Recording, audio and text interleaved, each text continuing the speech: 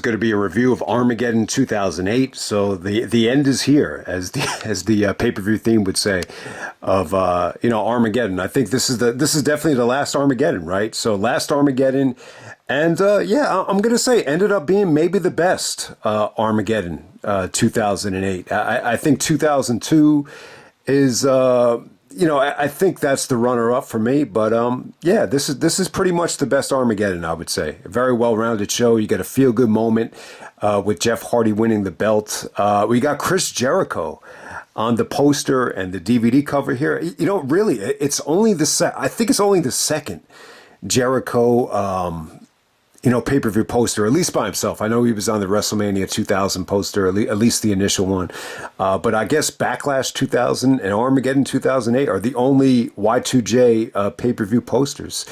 It's funny, man. I think even Rob Van Dam got more pay-per-view posters than Y2J. But hey, man, you know what? Let's get right down to it. Arguably one of the better pay-per-views of 2008. I think you can make an argument, and I know it's tough, but I really think you can make a strong case that this is the pay-per-view of the year for 2008. I think there's just a lot of really, really good ones that are, somewhat great. I don't know if any WWE pay-per-view, should be labeled amazing from 2008, maybe besides WrestleMania, but I would definitely say No Way Out, WrestleMania, Backlash, SummerSlam, No Mercy, Armageddon. They're all in contention to be a runner-up to WrestleMania. But we're going to get right down to it. This was, the show didn't do that well, which really, really surprises me. But, it's a December pay-per-view. I wasn't able to order this. I was actually away the whole weekend. I would have loved to order it, but I think a lot of people passed on the show because, we're right next to Christmas and, maybe you're finishing up final exams or whatever, or internships, whatever the case may be. I think that plays a huge part into why it didn't do that well. I'm sure it did well on DVD, but we're going to go all the way back to December 14th, 2008. This is from Buffalo, New York. I remember a lot of guys thought this was actually that were there live definitely said best pay-per-view that they've ever done in Buffalo. I don't know if that's saying a lot. I don't think they've done a lot of pay-per-views in Buffalo. This would be one of them. Definitely better than the Great American Bash 2005. Yeah, that was horrible. So we get a pay-per-view buy rate here of 194,000 buys. I'm going to assume, and we shouldn't assume, especially assume that Batista's going to be healthy for WrestleMania, which is what they did on this show. I'm going to say maybe besides Cyber Sunday, this is the weakest buy rate of the year. The pay-per-view theme is actually Chinese Democracy by Guns N' Roses. Yeah, you know what? I didn't really get it. I watching the DVD, even watched some of this back on the network. Didn't notice that theme. They have the Armageddon theme for the DVD menu. So, I guess this is just one of them. Like, if you didn't order the pay-per-view live, how would you know that that's the theme? But hey, man, there's a couple of things I want to touch on that I don't want to forget about. Number one, the Shawn Michaels JBL promo. Let me touch on that. I'll try to remember to touch on that. And then the Miz and Morrison, man. Let me touch on Miz and Morrison first. They actually did a review of the show as a DVD bonus. It was pretty funny. It wasn't really like a serious review. They kind of just made fun of the show. They actually betted on the Cena versus Jericho match. Miz actually lost the bet. So I thought that was funny. But man, in terms of like the Miz really getting over, I would definitely say that this was, what's the word I'm looking for? A milestone. I would say that this is definitely a milestone in Miz's career. We're 4 years removed, from the pewter fight from Armageddon 2004. So on this show, if it's Miz and Morrison actually win the tag team titles from Punk and Kofi.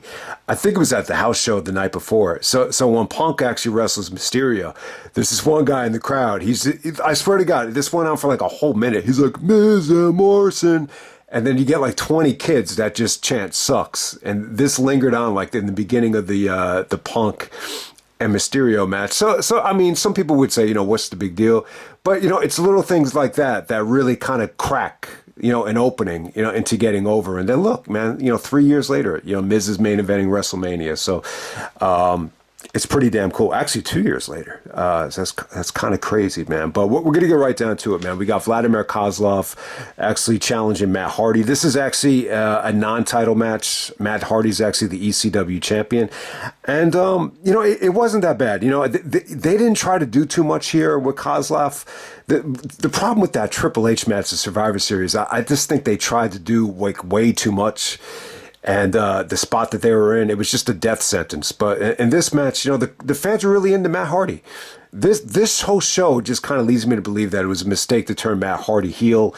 I think it was unnecessary. It just the timing was just bad. I just don't think it really worked.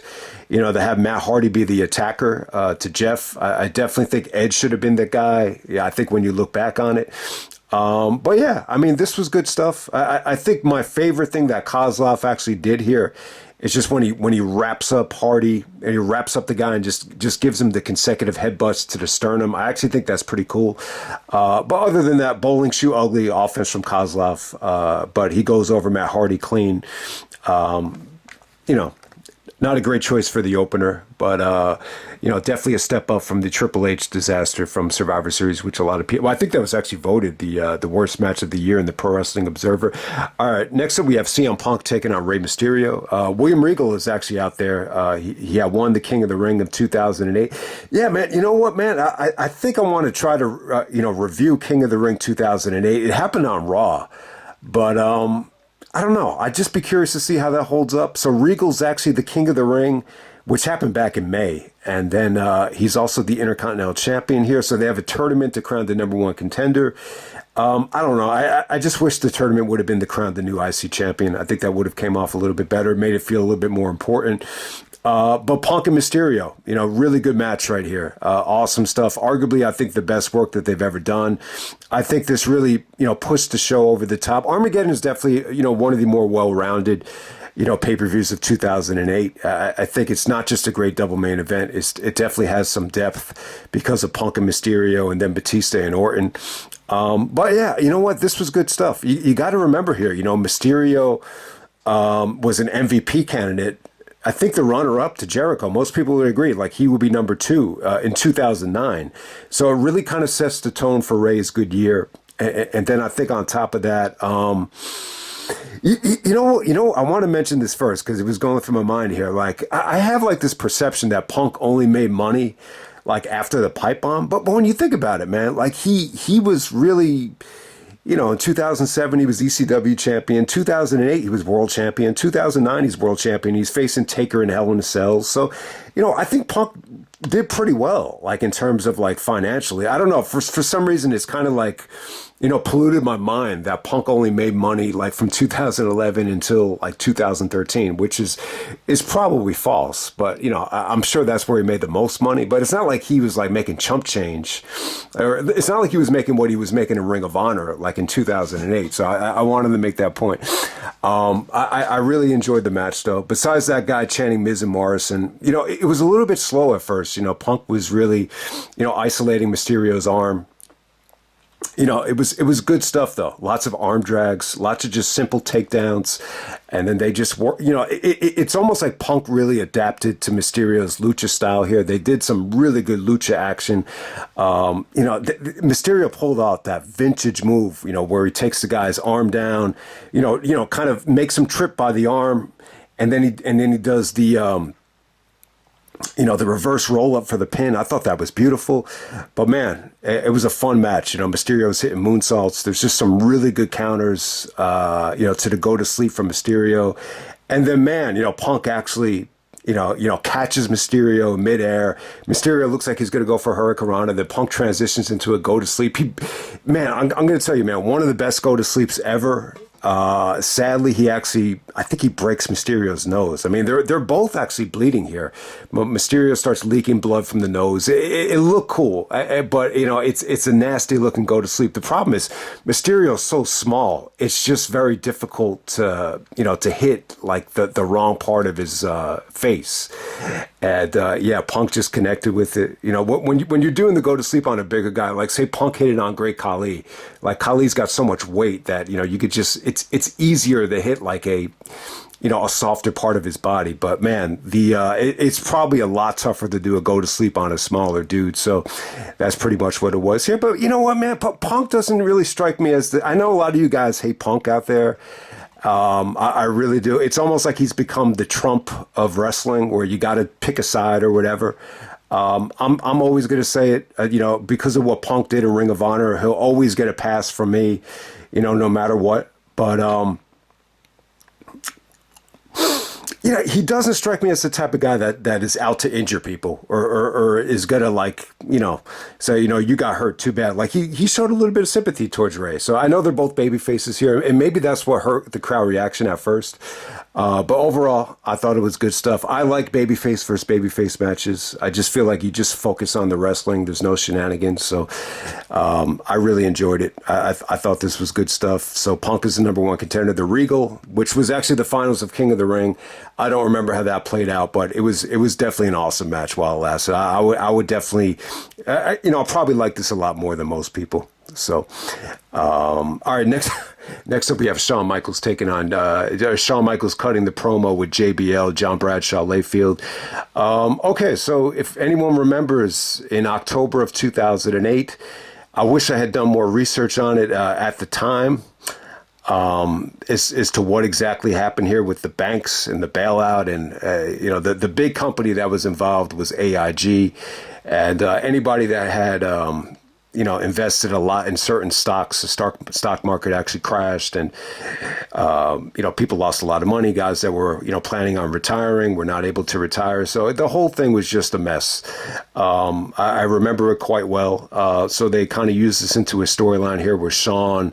You know what? A lot of people hated this segment. I was just watching Truth Slayer's review to kind of get ready for this review. And, he just thought the segment belonged on Raw. He was really, I remember True Slayer loved the segment at SummerSlam with Jericho and Shawn. I mean, it pretty much stole the show from SummerSlam, and it somewhat elevates the rating, even though it's not a match. But here, he just thought this should have been on Raw. It's tough to say, man. I actually like the promo because it was real. Shawn... everything they talked about in the promo, he revealed in his book about, the spending on motorcycles and, giving friends money, giving to the church, and, spending money like water. And, he did what he thought the right thing to do was. After he had kids, he was told to invest his money.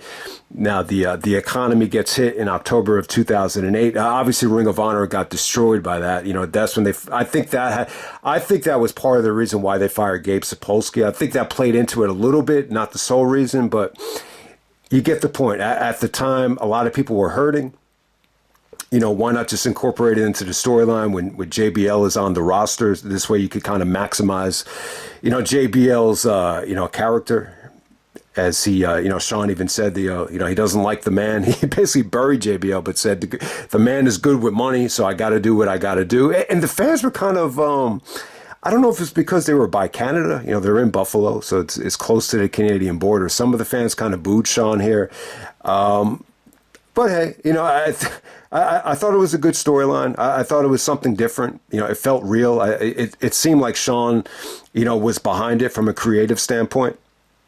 But I think the problem was, at the time, a lot of people just had this fear that they were going to run with this until WrestleMania. Then you couldn't get that dream match against Undertaker that everyone was fantasizing about.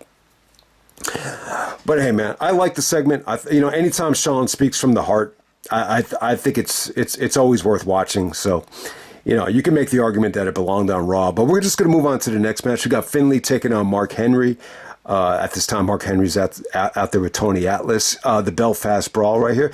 Yeah, I thought this was okay. I thought it went a little bit too long. There were parts of the match that definitely, will have you fading, from boredom. I think Mark, 10 minutes is a little bit too long for a Mark Henry match. At the time, Finlay is with Hornswoggle.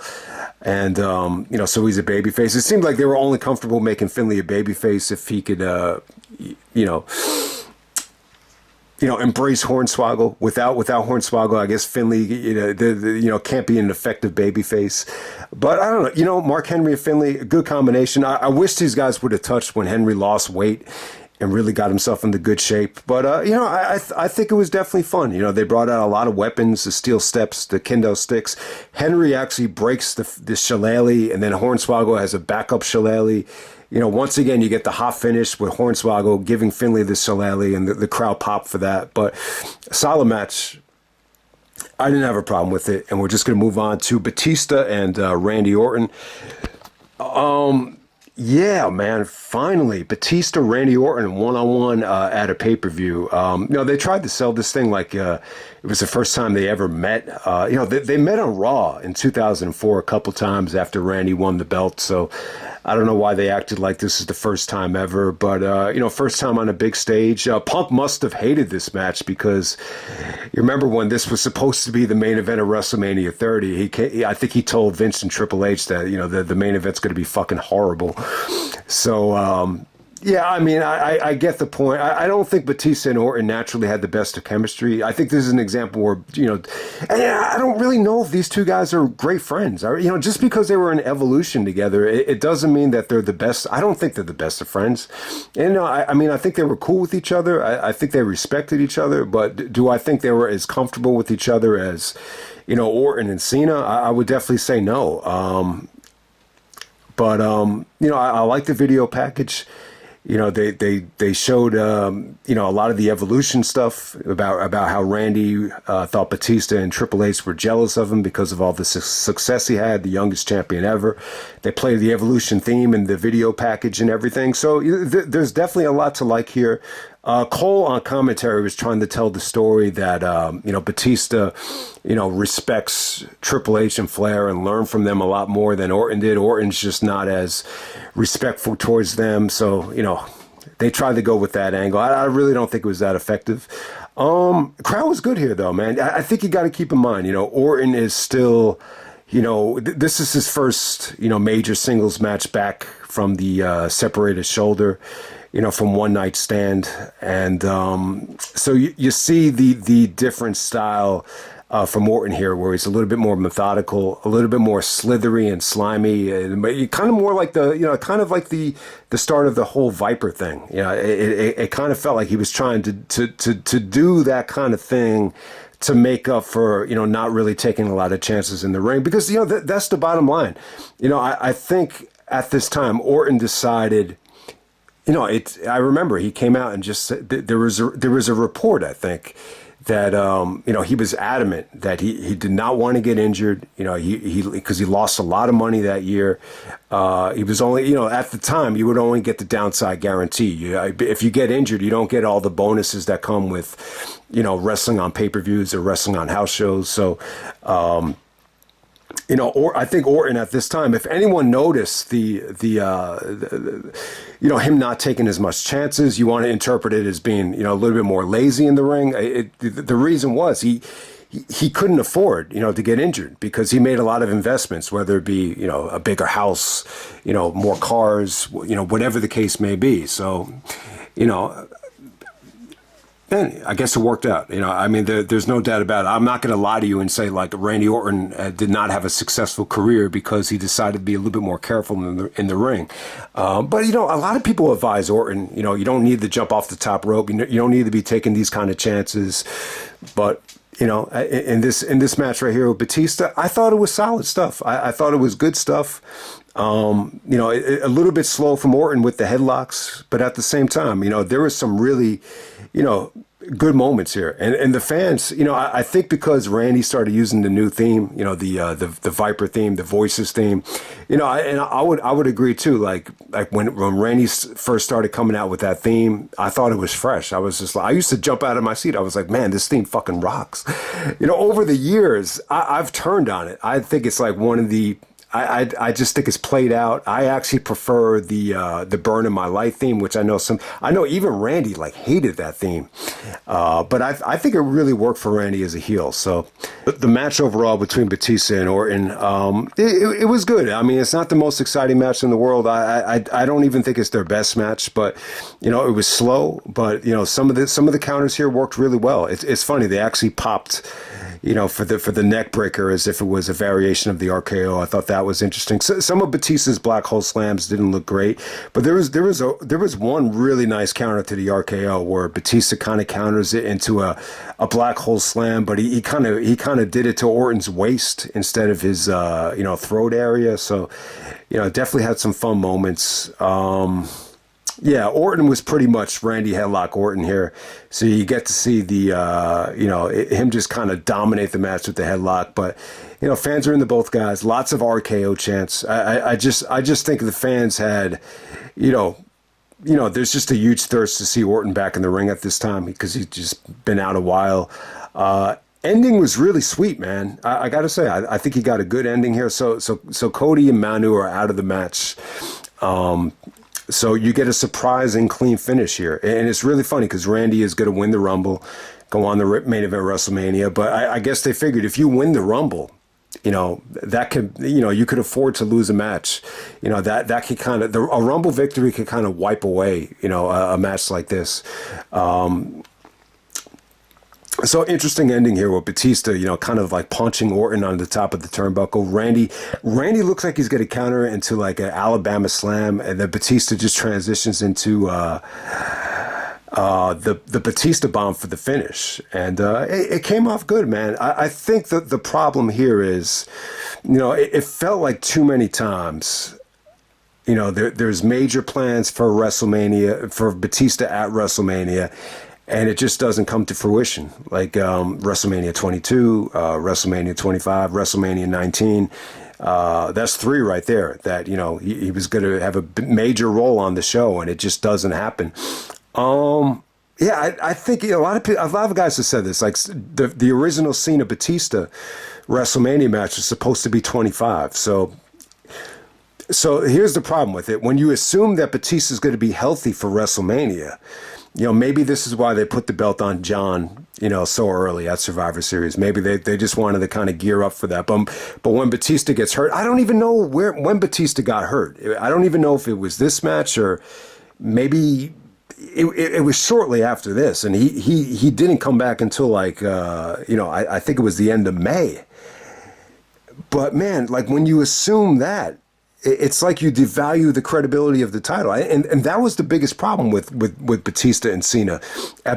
This year, if that was the plan, and then WrestleMania 26, it just felt like, you were just putting the belt on, whether it's Cena or Batista, just to kind of hype up that WrestleMania match. And I think it just devalued, the credibility of the belt. But, solid match between these two guys. I mean, I could be wrong about this, but this is the first.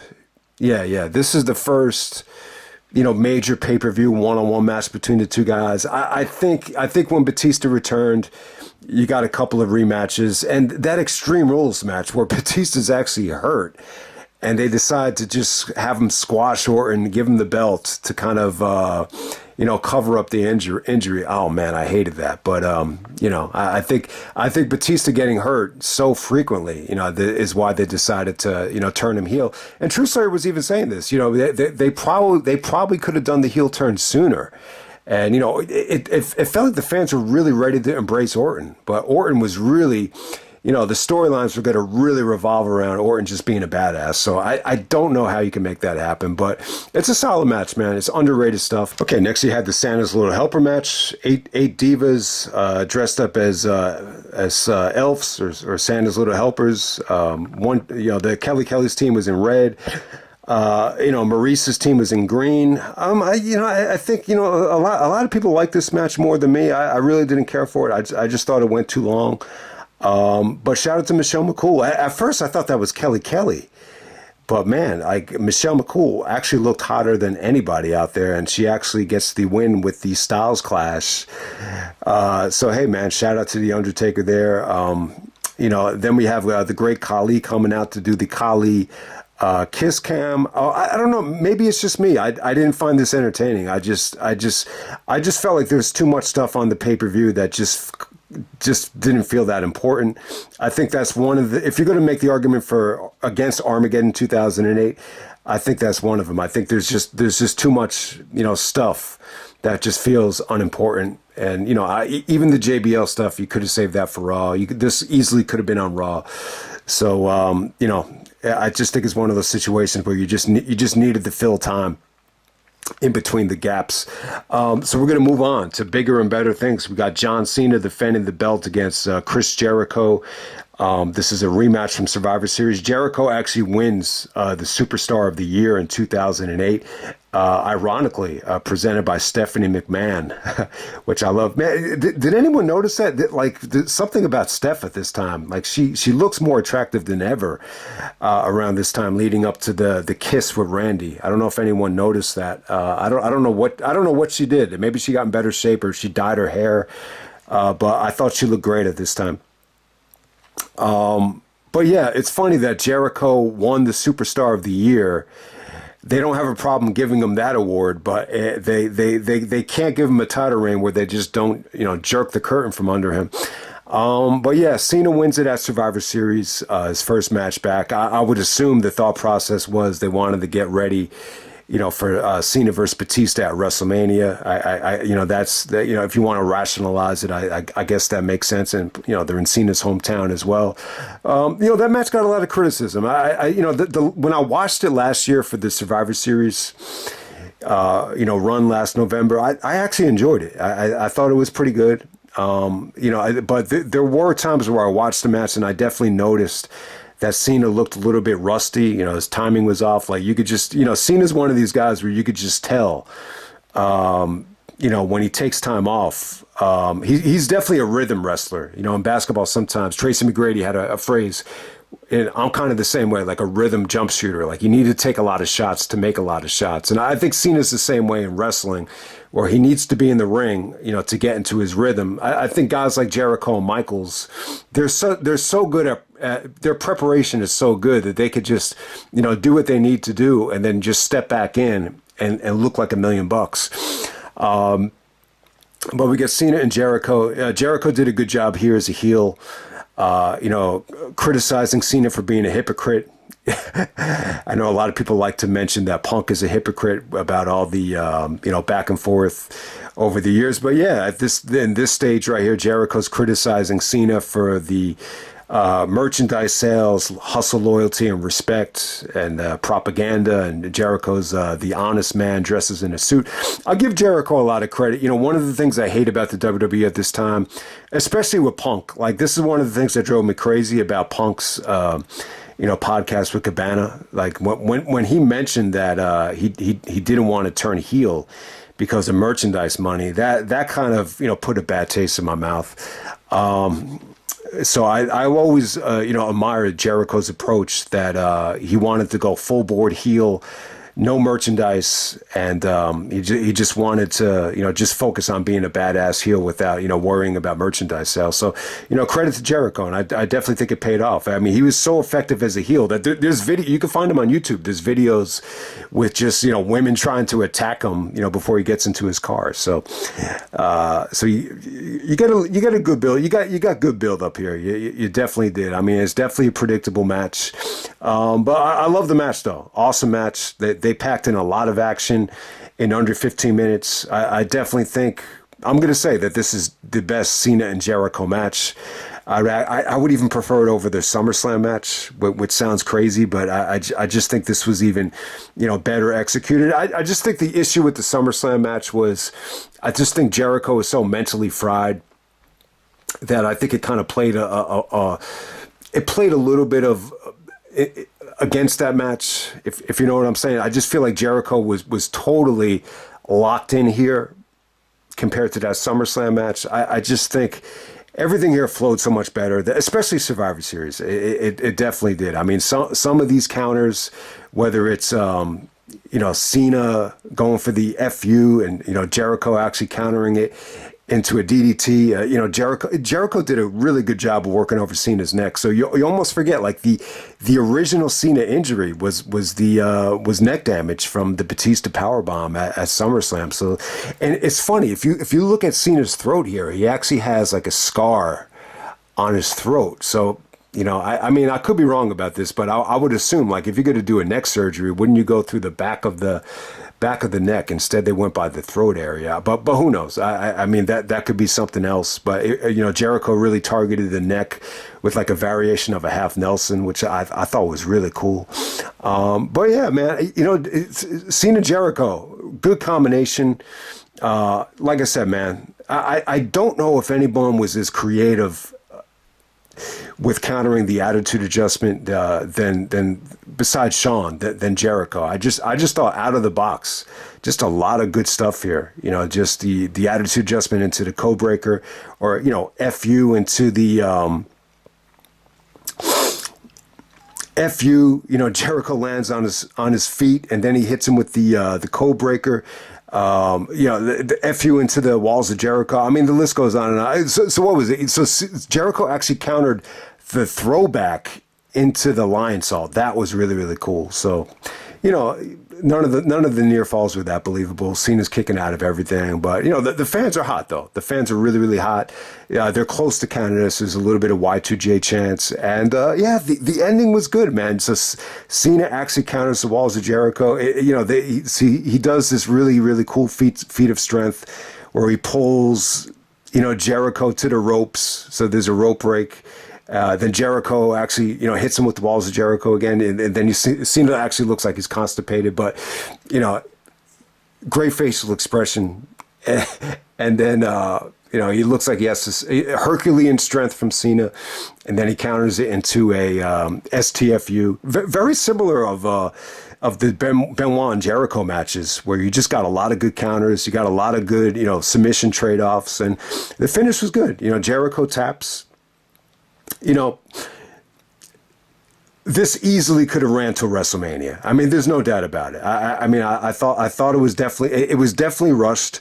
I think they rushed it because they just assumed, we'll do Batista and Cena at WrestleMania. But if they knew Batista was going to be hurt, maybe there's a good chance they saved this, for WrestleMania. But it's sad to say, man. Jericho Superstar of the Year, but it's like they couldn't wait to get the title off of him. It's like, what the fuck, man? But I like this combination. I did want to say this about Jericho, and I know he's had a rough year, but he's a great guy. Look, I mean, a lot of people want to credit Kurt Angle for discovering Cena. I just think Angle had the approach of, he'll do whatever he's told. He's like, you want me to wrestle John Cena? Fine, I'll do it. I'm Kurt Angle. But from what I understand, Jericho's really like the guy that went up to Vince and said, you got to take a harder look at this guy Cena. Like he's, I know a lot of guys don't like his wrestling abilities, unorthodox, but he reminds me of Stone Cold Steve Austin in terms of the way he works, and so Jericho actually put him over. He won the match at Vengeance. I think they might have had like. I think Jericho won on SmackDown. I think one of them might have been a draw. Cena won the one at Vengeance 2002. So, Cena pretty much dominated this whole feud with Jericho, whether it be 2002, 2005, or 2008. So, I like the match, though. I wish this, could have gotten a bigger platform. But side effect is Armageddon ended up being an awesome pay-per-view. So, I just think you just look at it that way. And on to the main event, we got Edge actually defending the WWE spinny belt title. It's funny, Cena actually had the world title that didn't spin, but Edge still has the spinny title, which he won from Triple H, of course, at Survivor Series with the help of Jeff Hardy and Vicky and everything. So.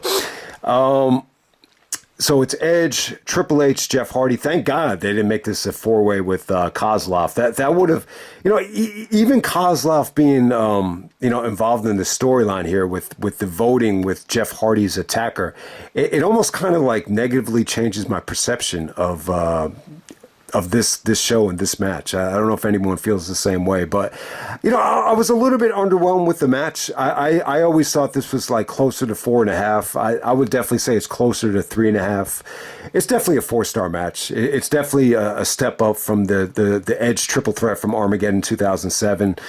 This definitely felt a little bit more competitive. It was more interesting, more compelling. You had Kozlov interfere, but Matt Hardy kind of neutralized it. So just the way this played out with Matt being the attacker, I don't know. It doesn't feel that believable looking back on it. But yeah, man, Edge, Triple H, and Jeff Hardy, the triple threat match right here. It was definitely a good storyline. Edge was very manipulative. He was trying to kind of put Triple H and Jeff against each other and insinuating that, Triple H has attacked guys in the past, like Austin, ran him over and everything that, he was involved with the Jeff Hardy beatdown at the hotel. And then Triple H responded to Jeff that he's not worth actually a heinous attack on or something like that, and then it pissed Jeff Hardy even more off, and Edge is just kind of like laughing in the back with Jeff and Triple H beating up each other. So it's a good storyline. Edge and Vicky are kind of back together again. I don't know what it is, and I'll tell you, a lot of moms. I've noticed this over the last 23 years. Jesus Christ. Since King of the Ring 2001, I've just noticed like a lot of moms love Edge, and Vicky's a MILF, and someone even had a sign in the front row that said "My mom loves Edge." So the Edge and Vicky thing is back together again, and let's just focus on this great match right here. Yeah, I thought it was good. I think you had some fun stuff. Jeff cut a great promo. When you watched the Jeff promo, it had a lot of passion to it. It almost gave away the fact that he was going to win the belt. It was that compelling. It was that well structured, that well written, and So Jeff comes out and wins the belt in this triple threat match. I think Jeff looked better than both Edge and Triple H. I hate to say it, but he looked that good. He looked motivated.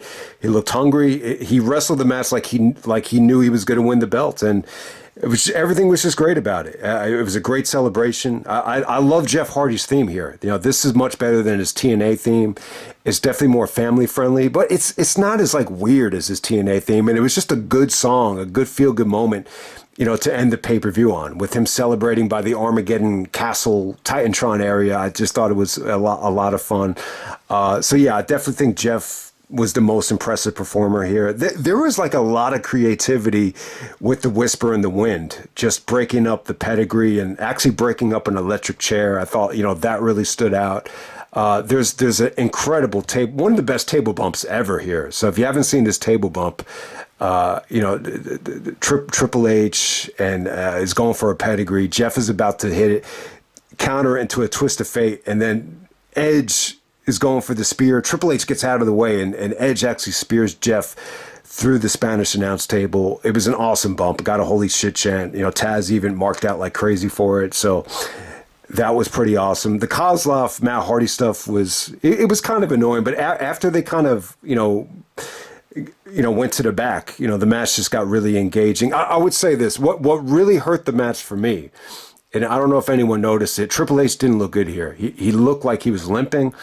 He wrestled this match very similar to the way he wrestled when Jericho, tore his quad, or after the Walls of Jericho spot where he had to wrestle through the torn quad. It definitely felt like something was nagging at him. He was just limping, and I don't think he was really selling anything, but just the way he was limping around, it really had me reminiscing about that 2001, quad disaster. But yeah, I just think over the years, Triple H, really focused a lot on his upper body, and he's always had the very skinny legs, and I just don't think he compensated enough, to take care of his legs. I mean, I just think it's very important. The problem with the legs are, especially like for a male that's a wrestler, like you're not really showing off your legs, your calves, the way like Stacy Keibler would. So there's really not a lot of incentive, to do leg lifts and leg press, but I just think you got to do it. And I don't know. I mean, I'm not going to act like I know what Triple H does in the weight room, but, that will be my guess as to why Triple H has always had, such chronic issues with the quads. The fact that it happened multiple times, and you could just tell it's even bothering him here. This feels like more of the 2009 version of Triple H than than 2008. Where I think in 2008 it was a good run. I think he looked great at that Backlash match where he won the belt. I mean, he looked really good, but I just thought he looked a little bit slow here. I even thought some of the transitions here just didn't look up to par. But overall, good match, exciting action. Edge going for the concerto and Jeff countering it and just swatting Edge with the chair. That was another great highlight. Just a lot of good breakups here. Just a lot of Triple H going for the pedigree. Jeff intercepts it and hits the swanton. For the finish. So my gripe, the finish is really, really awesome. Jeff just comes out of nowhere to break up the pedigree. But when Triple H kind of falls out of the ring, it didn't even look like he got hit. It looked like Jeff just hit Edge, but it's an awesome finish though. It's a really, really good match. I'm a little bit disappointed. I thought this would be, in contention to be the best Armageddon match of all time. I think that's a tall order. I mean, when I do I'm going to try to do the list, soon, but I'd be very surprised if I had this at number one. I mean, I'll definitely give it match of the night. I definitely think it's worthy of being match of the night. Is it one of the best triple threat matches of all time? I would say no. It's definitely not in the top 5 or top 10, but it's better than a lot of the triple threats that we've seen. And plus, you got a great moment. You got the great moment with Jeff celebrating. And I'm trying to think about this. I do think the WrestleMania card could have been a lot better. I think with WrestleMania 25, it feels like that's the one that I bitch about the most, and everybody else as well. But, I don't think the championship needs to be won at WrestleMania every year for it to be a great WrestleMania. And that's kind of my gripe with Triple H right now. I think it just feels like we're only going to get like major title changes at, WrestleMania, at least with Cody's belt. That's kind of how it feels right now. But yeah, I don't mind a title change in December. I really don't. I think it's good. I think it sets the tone for WrestleMania season. I just think, with WrestleMania, you could have done Edge and Jeff Hardy again. I think that's the way I would have went. I think Jeff was good at this time. I think he was hot. I think he was motivated. You know what? I just think the best option would have been, you move that ladder match at Extreme Rules and you just move it up to WrestleMania, actually have the main event. I think if anything could have followed, Triple H, if anything could have followed Shawn Michaels and Undertaker, I think Jeff and Edge could have done it. I think Edge should have been the attacker. The whole thing that they did with Matt, I think clearly it just wasn't the right call. Whether you didn't believe in Matt from a character standpoint or you just think Matt wasn't really, healthy at the time because of the appendix injury, I just think Jeff and Edge would have been the better way to go. So yeah, man, we're WrestleMania 25. I'll just end it right here, man. But I think Jeff and Edge in that ladder match, that would be a main event. I think Cena and Jericho, you save the Armageddon match. This match that they had at Armageddon, you just save it for WrestleMania. You don't even do the match at Survivor Series. You do Jericho as champion against Cena at WrestleMania. I think that would have been awesome. Undertaker and Shawn Michaels, obviously you're not going to change that. I still would go with Randy and Punk. I know some people like the idea of you do Triple H and Orton on the undercard, like in a street fight or a no disqualification match. I'm still in favor of doing Punk and Orton at WrestleMania 25 as opposed to WrestleMania 27. You know what I would have done with Triple H? It finally hit me on this show. Triple H and JBL. Triple H is a babyface. JBL's a heel. You get the two champions of 2004. You could have promoted the shit out of that on the undercard. I think that would have been fine. And then what's the other match? Matt Hardy Christian. That would have been cool. And if Batista somehow manages to be healthy, I like the idea of Batista turning heel. And you do the Mysterio stuff at WrestleMania. And I just think that would have made for the all-time great WrestleMania 25 card. But I've rambled on enough. That's the end. The end is here. Armageddon 2008. I would definitely say the best Armageddon that they've ever done. I know that's not saying a lot, but and definitely one of the best pay-per-views of 2008 and best pay-per-view to ever take place in the city of Buffalo. It's probably hard to find one that's better than this, and I'll just end it right there.